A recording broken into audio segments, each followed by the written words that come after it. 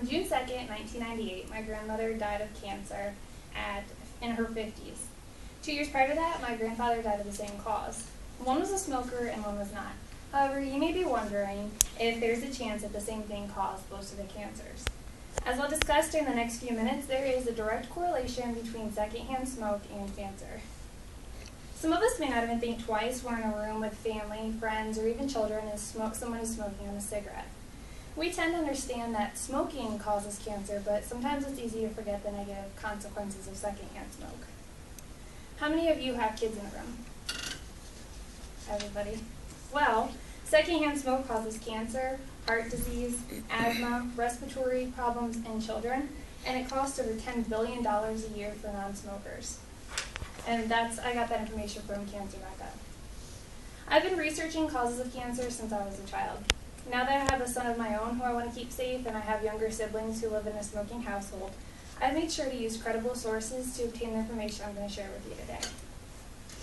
Today, we're going to cover the results of my research as it pertains to causes, health problems due to exposure, and a plan for prevention of secondhand smoke.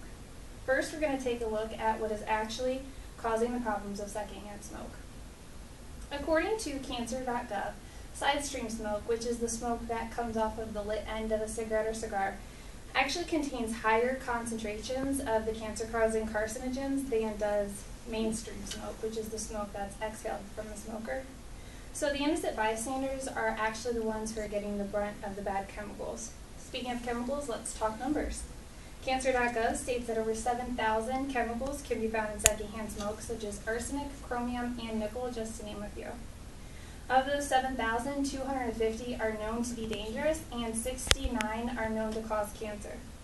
We put our gates up so that our kids don't fall down the stairs, but some smokers don't see a problem with giving our children 69 chances of developing cancer, and there's a problem here. Now that we've looked at the problems, let's explore some of the results of what secondhand smoke does to our loved ones. Smokers who choose to smoke around others instead of outside are killing friends and family in these conditions.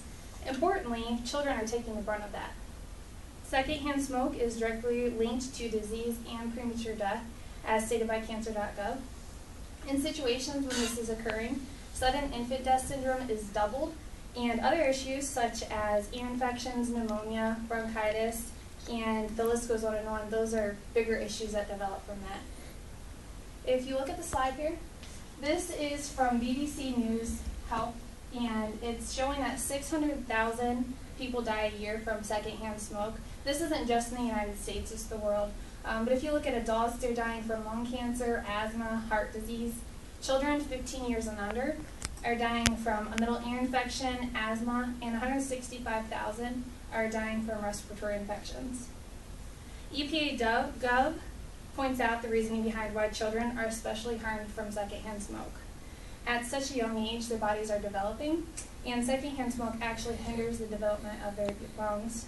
Also, since they are still developing, they're breathing at a higher rate than adults are, so they're taking in more of the poisons than adults do. This is not a problem that's too big to be fixed. There are simple solutions to fixing it.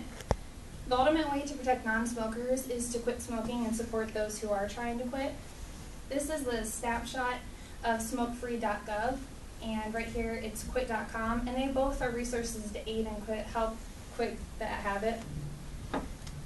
And it also seems as though society thinks that cracking a window will save the lives of our loved ones, but this is wrong. According to CDC.gov, there is no level of secondhand smoke that's safe.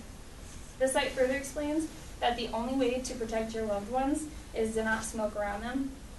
They also state that smoking in a hall or a different room does not prevent chemicals from harming others. Most public places have gone smoke-free because of this exact information. Merely separating those who smoke from those who do not, it doesn't prevent the chemicals from actually entering into the bloodstream of the ones who are sitting in the non-smoking section. And it's especially important to protect our children from secondhand smoke, as CDC.gov states. They provide us with some important areas to protect our children from, and it includes home, daycare, the car, and in public. So today you've obtained some good information about the causes and the problems of secondhand smoke. We've discussed a plan to help fix them too. Secondhand smoke has harmful effects on the people who are not choosing to smoke, It causes lifelong problems for our children. If quitting is something you can't do, go outside and help save lives and the $10 billion a year it's costing non-smokers.